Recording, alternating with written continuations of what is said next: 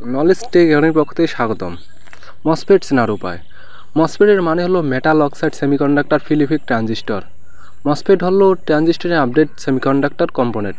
মসফেটকে কোনো আইসির দ্বারা সিগন্যাল পিনের মাধ্যমে সুইচিং বা কন্ট্রোল করা হয়। মসফেট সাধারণত 3, 6 এবং 8 টার্মিনাল বিশিষ্ট হয়। 3 টার্মিনালের ক্ষেত্রে প্রথমটা হলো গেট, দ্বিতীয়টা হলো ড্রেন, তৃতীয়টা হলো সোর্স। ড্রেনের সাথে হিটসিঙ্ক সরাসরি কানেক্টেড থাকে, যা মসফেটকে ঠান্ডা করার কাজে ব্যবহার করা হয়।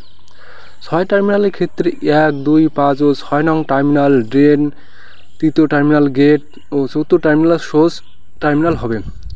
8 পিনের ক্ষেত্রে 1, 2 ও 3 নং টার্মিনাল সোর্স হবে এবং চতুর্থ টার্মিনাল গেট, 5, 6, 7 ও 8 নং টার্মিনাল ড্রেন হবে।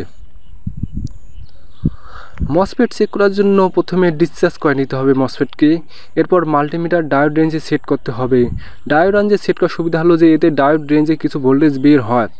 মাল্টিমিটার পজিটিভ ও নেগেটিভ নয়, সাধারণত ড্রেন টু সোর্স চেক করতে হবে। সাধারণত ড্রেন টু সোর্স এক সাইডে ভ্যালু দেখাবে এবং অন্য সাইডে ভ্যালু দেখাবে না, অর্থাৎ পজিটিভ নেগেটিভ এবং নেগেটিভ পজিটিভের ক্ষেত্রে এক বিশেষ ভূমিকা পালন করে। কারণ মসফেট পি চ্যানেল ও এন চ্যানেল দুই প্রকার হয়। গেট টু ড্রেন কোনো ভ্যালু দেখাবে না এবং গেট টু সোর্সও কোনো ভ্যালু দেখাবে না। গেট টু ড্রেন কোনো ভ্যালু দেখাবে না এবং গেট টু সোর্সও কোনো ভ্যালু দেখাবে না। ধন্যবাদ।